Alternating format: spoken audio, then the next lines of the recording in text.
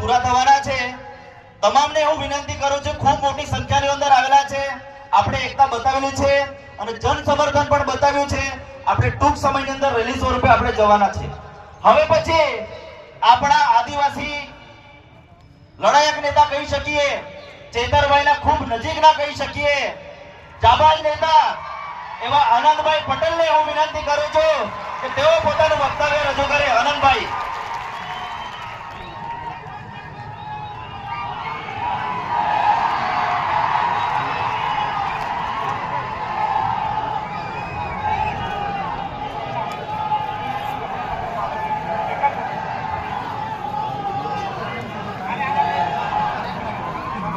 સૌને નમસ્કાર, સૌને જય આદિવાસી, જય આદિવાસી।